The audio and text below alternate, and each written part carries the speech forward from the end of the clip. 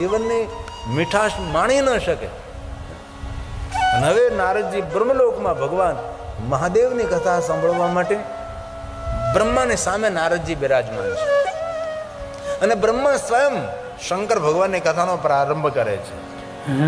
અને આ શ્લોક સ્વયં બ્રહ્મા બોલે છે, હે સાધુ, હે સાધુ. નારદ સાધુ છે. સાધુ કોણ? જે સાધનામાં રત રહે છે અને સાવધાનીપૂર્વક જીવન જીવે છે. એક પણ પગલું, એક પણ કદમ ખોટું ન ભરાઈ જાય એવી સાવધાની સાથે પોતાના જીવનના નિર્ણયો લે છે. મુખમાંથી એક શબ્દ વ્યર્થ ન પ્રગટ થાય એવી સાવધાનીપૂર્વક એ પ્રવચન કરે છે. સાધુ છે. અને જે પરમાત્માની સાધનામાં રત રહે છે, વિશ્વના કલ્યાણ માટે જે સાધના કરતો રહે છે, જેના જીવનમાં સર્વ મંગલ થતું રહે છે, એ સાધુ છે. તેથી બ્રહ્મા સ્વયં પોતાના પુત્ર નારદને સાધુ કહે છે. હે સાધુ, હે સાધુ. ભો બ્રહ્મન સાધુ પૃષ્ટોહમ. જે તમે મને પ્રશ્ન પૂછો એ બધા જ પ્રશ્નોનું નિવારણ હું કરીશ. હવે બ્રહ્માજી બ્રહ્મલોકમાં ભગવાનની કથાનો પ્રારંભ કર. અને કથા સાધુ સાંભળી શકે છે, કથા સાધુ સમજી શકે છે. સાધુ કોઈ ગણવેશ નથી, સાધુ કોઈ જાતિ નથી, સાધુ કોઈ જ્ઞાતિ નથી, સાધુ કોઈ વર્ણ નથી. સાધુ એક સ્વભાવ છે. શિવપુરાણ ગ્રંથમાં સાધુનું વર્ણન કર્યું છે. સાધુ કોને કેવો? સાધુ સ્વભાવ છે, સાધુ વ્યવહાર છે, સાધુ દ્રષ્ટિ છે, સાધુ શ્રવણ છે, સાધુ વક્તવ્ય છે. હે સાધુ, હે સાધુ. ભો બ્રહ્મન સાધુ પૃષ્ટોહમ ત્વયા વિરુદ્ધ સતમા લોકોપકારિણા નિત્યમ. જગત ઉપર ઉપકાર કરવા માટે, લોકહિત માટે હું તમને કથા કહીશ. લોકાના હિત કામયા લોકાના હિત જગત હિત માટે, લોકહિત માટે હું આપને મહાદેવની કથા કહીશ. કથા કોના માટે? કથા જગત હિત માટે, કથા લોકહિત માટે છે. કથા સાંભળતા કોઈનું કલ્યાણ થાય, કથા સાંભળતા કોઈનું શુભ થાય, કથા સાંભળતા કોઈનું મંગલ થાય, એટલા માટે કથા છે. કથા શા માટે છે? કથા શુભ થાય. લોકા નામ હિત કામ્યા, લોકહિત માટે, જગત હિત માટે ભગવાનની કથા. એટલો મોટો આ બધો મંડપ ને પંડાલ ને આ જ્યોતિર્લિંગની ઝાંખી ને એટલો મોટો ભોજન પ્રસાદ વ્યવસ્થા શા માટે? કોઈ કથા સાંભળે, કોઈ કથાનું શ્રવણ કરે, એટલા માટે આ બધી યોજના છે. આપણને ખબર છે કે સૌ તો નથી સાંભળતા, કોઈ કુતૂહલ, કોઈ આમ, કોઈ તેમ. પણ કોઈ માણસ એવો હોય છે કે જે કથા બહુ આદર ને હૃદયથી કથા સાંભળતો હોય છે. કથા એ કર્ણનો વિષય નથી, કથા અંતકરણનો વિષય છે. કોઈ ને કોઈ માણસ તો એવો હોય છે કે જે બહુ હૃદયથી શ્રદ્ધાપૂર્વક, ભક્તિપૂર્વક કથાનું શ્રવણ કરતો હોય છે. સૌ તો ન સાંભળતા હોય. લોકા નામ હિત કામ્યા, જગત હિત માટે આ ભગવાનની કથા છે. હવે બ્રહ્માજી બ્રહ્મલોકમાં મહાદેવની કથાનો પ્રારંભ કરે છે. પણ બ્રહ્મા સ્વયં કહે છે કે હે નારદ, મહાદેવની કથા આપના સમક્ષ હું પ્રારંભ કરું એ પહેલા ભગવાન શિવજીની સ્તુતિ કરું. બ્રહ્માજી શિવ કથાના પ્રારંભ મહાદેવની સ્તુતિ કરે છે. જેવી રીતે આપણે કથા પ્રારંભ કરીને મંગલાચરણ કરીએ, આપણે કોઈ કાર્ય પ્રારંભ કરીએ અને ભગવાનની સ્તુતિ કરીએ, એવી રીતે બ્રહ્માજી પણ શિવ મહાપણ કથાનો પ્રારંભ કરે છે. એ પહેલા સ્વયં બ્રહ્માજી ભગવાન શિવજીની સ્તુતિ કરે છે. બહુ મોટી સ્તુતિ, લાંબી સ્તુતિ છે, પૂરી સંસ્કૃતમાં છે. બ્રહ્માની દ્રષ્ટિએ મહાદેવજી કેટલા શ્રેષ્ઠ છે, મહાદેવ કેટલા મહાન છે. અને બ્રહ્મા મહાદેવના પરમ ભક્ત છે. બ્રહ્માજી પોતાના કરકમલો દ્વારા અગણિત શિવલિંગોની સ્થાપના કરી છે. એ બ્રહ્માજી છે. બ્રહ્માજી નિરંતર પંચાક્ષર મંત્રનો જાપ કરનારા છે. બ્રહ્માજી નિત્ય ભાલમાં ભસ્મનું ત્રિપુંડ કરે છે. અને બ્રહ્માના અંગ ઉપર રુદ્રાક્ષની શોભા છે. એ બ્રહ્માજી છે. પુષ્કરમાં જેમનું સ્થાન છે એ બ્રહ્માજી છે. મહાદેવના ભક્તોમાં શ્રેષ્ઠ મહાદેવના ભક્ત બ્રહ્માજી છે. અને મહાદેવના ભક્તોમાં પહેલા શિવ ભક્ત એ ભગવાન શ્રી હરિ વિષ્ણુ છે. ભૂત ભવિષ્ય વિષ્ણુ જેવી શિવ ભક્તિ કોઈ કરી ન શકે. વિશ્વના દરેક દેવતાઓ મહાદેવના ભક્ત છે. વિશ્વના દરેક ઋષિમુનિઓ મહાદેવના ભક્ત છે. સ્વયં ઇન્દ્ર ભગવાન મહાદેવના ભક્ત છે. શિવ ભક્તોમાં શ્રેષ્ઠ કુબેરજી છે. और સર્વમાં મહાદેવના પરમ ભક્ત સ્વયં યમરાજ છે. યમરાજે પોતાના કરકમલો દ્વારા અગણિત લિંગોની સ્થાપના કરી છે. યમરાજા નિરંતર શિવ ભક્તિમાં રત રહેનારા છે. શિવ મહાપડા ગ્રંથમાં યમરાજાની શિવ ભક્તિનું વર્ણન છે. યમરાજા મહાદેવની ભક્તિ કઈ રીતે કરે છે અને યમરાજા મહાદેવના ભક્તો માટે શું કહે છે. યમરાજાનું એકદમ કડક વલણ, કઠોર વર્તન એ શિવ મહાપડ ગ્રંથમાં છે. પોતાના દૂતોની સામે વક્તવ્ય આપે છે. જે કોઈ ભસ્મનું ત્રિપુણ કર્યા વગર ભોજન કરે તેને મારી પાસે નહીં લાવો, તેને નરકમાં લઈ જાઓ. આવું આવું યમરાજે કહ્યું છે. જે રુદ્રાક્ષને ધારણ કર્યા વગર ભોજન કરી લે છે એને પણ નરકમાં લઈ જાઓ.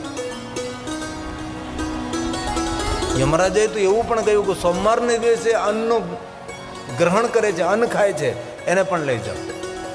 જે કોઈ દિવસ શિવાલય જવા માટે જેના પગ નથી ઉપડતા એને પણ નરકમાં લઈ જાઓ. આવું યમરાજે લિસ્ટ આપ્યું પોતાના દૂતોને. આટલા લોકોને મારી પાસે નહીં લાવો, એ બધાને સીધા નાખી દો. આવું શિવ મહાપડ ગ્રંથમાં શ્લોકાત્મક યમરાજાની શિવ ભક્તિનું વર્ણન છે. અને આપણે તો આપણા જીવનમાં રામ મળે કે ન મળે ખબર નથી, કૃષ્ણ મળે કે ન મળે ખબર નથી, બ્રહ્માજી મળે નહીં મળે ખબર નથી, વિષ્ણુ ભગવાન મળે કે ન મળે ખબર નથી, શંકરજી મળે ખબર નહીં. પણ જીવનની યાત્રામાં યમરાજ તો મળવાના જ છે. તેથી યમરાજાને પ્રસન્ન કરવા માટે યમરાજાએ સ્વયં કહ્યું છે કે જે કોઈ મહાદેવની ભક્તિ કરે છે એ મારા માટે દંડને પાત્ર નથી, દંડવત કરવાને પાત્ર છે. આ યમરાજાએ કહ્યું છે. આ બધું શ્લોકાત્મક હું તમને સંભળાવી શકું છું. કારણ કે શિવપુરાણ ગ્રંથમાં એક એક શ્લોકને મેં ખોજ કરી છે, નિરંતર સંશોધન કર્યું છે કે આ વસ્તુ ક્યાં છે, કઈ જગ્યાએ છે. યમરાજે કેટલા સુંદર વચનો કયા મહાદેવના ભક્તો માટે. મહાદેવના ભક્તો મારા માટે દંડ કરવાને પાત્ર નથી, દંડવત કરવાને પાત્ર છે. એ મહાદેવના ભક્તોની મહિમા છે. એ શંકર ભગવાનના ભક્તોની મહિમા છે. અને શિવપુરાણ ગ્રંથમાં એ પણ કહ્યું છે કે મહાદેવની નિંદા કરનારો માણસ તો એ નરકનો અધિકારી છે, પણ કોઈ મહાદેવનો ભક્ત હોય તેના માટે કોઈ માણસની નિંદા કરનારો હોય એ પણ નરકના દુઃખોનો અધિકારી છે. જે શિવના ભક્તોની નિંદા કરે છે એને દુઃખ, દરિદ્રતા, નિર્ધનતા અને રોગ અને શોક પ્રાપ્ત થાય છે, તેને ઉદ્વેગ મળે છે. તેથી મહાદેવના ભક્તોની નિંદા ન કરવી એવું પણ શિવપુરાણ ગ્રંથમાં કહ્યું છે. શિવ મહાપડ ગ્રંથમાં બહુ સુંદર શિવ મહાપડ ગ્રંથ એટલે શિવજીના વિવાદ નહીં. આપણો તો એવું એક લઘુ ગ્રંથથી બેઠા છે કે ભાઈ શિવ મહાપડ એટલે શંકર પાર્વતીના વિવાહ. અને ઘણા મહેમાનોને કે ભાઈ શિવ કથામાં આવજો તો કે કેદી લગ્ન છે શંકરજીના, ક્યારે લગ્ન છે મહાદેવના? નહીં. શિવ મહાપડ ગ્રંથ વિધિ વિધાન, પૂજા અર્ચન, દર્શનથી, સાધના અનુષ્ઠાનથી ભરેલો અને શિવ રહસ્યથી અને શિવ તત્વથી વિસ્તૃત ગ્રંથ શિવ મહાપડ ગ્રંથ છે. આ ગ્રંથને લોકપ્રિયતા મળી એ બહુ મહેનત અને બહુ પુરુષાર્થથી મળે છે. શિવ મહાપડ ગ્રંથ સમજાવવો કોઈ સરળ નથી. આમાં લૌકિક કથાઓ જ નથી, અલૌકિક કથાઓ જ છે. આમાં સાંસારિક કથાઓ તો નહીવત છે. આમાં તો સંસારથી પાર થવાની કથાઓ છે. શિવનામ તરીમ પ્રાપ્યમ સંસાર બંધ તરંતી તે સંસાર મૂળ પાપાની તાની નશ્યંતી સંશય. એ શિવ મહાપુરાણ, એ શિવજીની કથા છે. તેથી બ્રહ્માજી ભગવાન મહાદેવની સ્તુતિ કરે છે અને બ્રહ્માજી શંકર ભગવાનની સ્તુતિ કરી અને ત્યાર પછી ભગવાન મહાદેવની કથા નારદના સમક્ષ કહેશે. અને હવે બ્રહ્મલોકમાં શિવ મહાપુરાણ કથા બ્રહ્મા ગાશે અને તેની સામે નારદજી કથાનું શ્રવણ કરશે. અને પ્રયાગ તીર્થમાં ભગવાન મહર્ષિ વેદવ્યાસજીના સદશિષ્ય સૂત પુરાણજી ભગવાન મહાદેવની કથા ગાશે અને તેને સામે શૌનકાદી મહાત્માઓ સુંદર રીતે દિવ્યતાથી ભરપૂર ભગવાનની કથાનું શ્રવણ કરશે. અને આપણે સૌ કિડિયાનગરમાં આ 12 જ્યોતિર્લિંગની સુંદર પ્રતિકૃતિની વચ્ચે બેસી અને ચારો તરફ આપણી પરિક્રમા કરે છે અને ભગવાન મહાદેવની કથાનું આપણે શ્રવણ કરીએ છીએ. આ બાજુ શોર ઓછો છે, આ બાજુ દેકારો વધારે છે. એનું કારણ કેવું ખબર તમને? ભોજન મંડપ આ બાજુ છે. આ બાજુ તમે કેટલી શાંતિ જો તમે કાંઈ અવાજ સંભળાય છે ને આ બાજુ જો કેટલો અવાજ કેટલો ગોકીરો સંભળાય છે. અને મને રાઠોડ દિનેશભાઈ અમારા આ જજમાને કહ્યું પણ છે કે બાપુ સૌને કહેજો કે ભલે કથા સાંભળે કે ન સાંભળે પણ 12 જ્યોતિર્લિંગના ઝાંખી કરે અને પછી પ્રસાદ લે. અને જેટલો ભજનનો મહિમા એટલો જ ભોજનનો મહિમા છે. ભલે કથા ન સાંભળે પણ કથા નિમિત્ત એ પ્રસાદ લેશે તો પણ તેના પેટમાં ભગવાનનો પ્રસાદ જશે તો પણ તેના વિચારોમાં ભગવાન શિવજી પ્રગટ થશે, તેના વિચારોમાં મહાદેવજી આવશે. કે લાવ ભાઈ થોડીક વાતો કથા સાંભળું. એક ઘડી આધી ને કોની યાદ. તો કાલ બ્રહ્માજીના મુખે સુંદર શિવની સ્તુતિ, ત્યાર પછી બ્રહ્માજી શિવ તત્વનું નિરૂપણ કરે, નારદજીને ભગવાન મહાદેવની સુંદર સુંદર કથા સંભળાવે અને નારદજીને બ્રહ્માનો સુંદર સંવાદ છે અને દિવ્યતાથી ભરપૂર ભગવાન મહાદેવની કથા છે. તો આવતીકાલે આપણે ભગવાન મહાદેવની કથાનો પ્રારંભ આપણે 3 વાગે કરીશું અને કથાનો સમય 3 થી 6 છે, પણ આરતી કરીએ એટલે 6:30 જેવું થઈ જાય. તો સમયસર આપ સૌ કથામાં પધારો તેવી આપ સૌને પણ પ્રાર્થના છે. અને કથા સાંભળો. ભલે કથામાં આપણે અનુસરણ કરીએ નહીં કરીએ પણ કથા સાંભળવાનો એક શ્રેષ્ઠ મહિમા છે. આઈએ થોડું ધીન શિવ શંભો ભાઈ આઈએ ભાવ છે.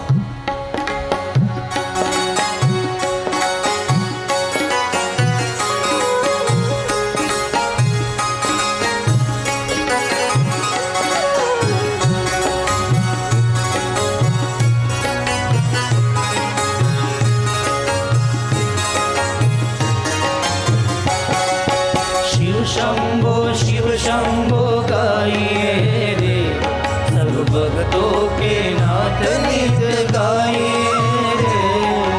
शिव शंभो गाइए रे सब भक्तों के नाथ नित गाइए रे.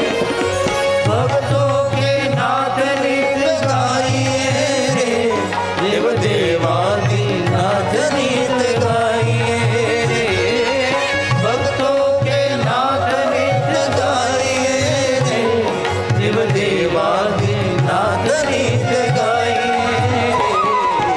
शिव शंभो गाइए रे सब भक्तों के नाथ नित गाइए रे.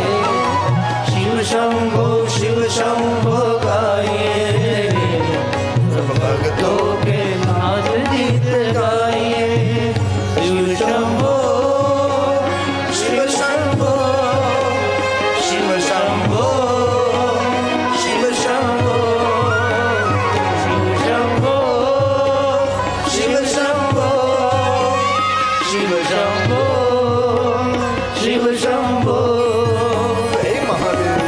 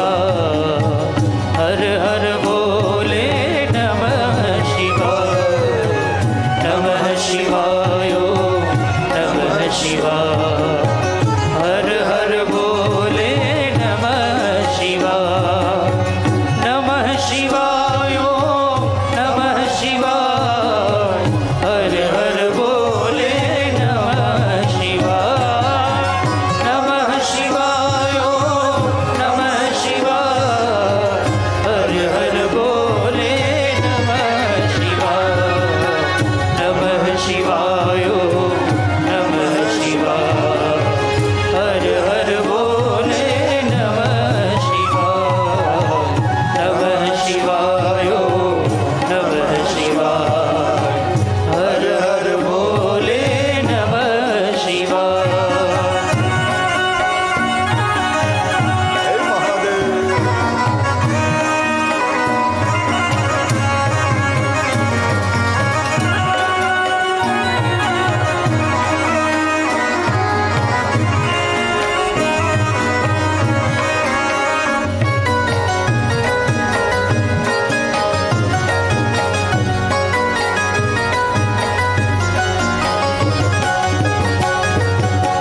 નમઃ શિવાય નમઃ શિવાય હર હર બોલે નમઃ શિવાય નમઃ શિવાય નમઃ શિવાય હર હર બોલે નમઃ શિવાય નમઃ શિવાય નમઃ શિવાય હર હર બોલે નમઃ શિવાય નમઃ શિવાય નમઃ શિવાય હર હર બોલે નમઃ શિવાય હે મહાદેવ.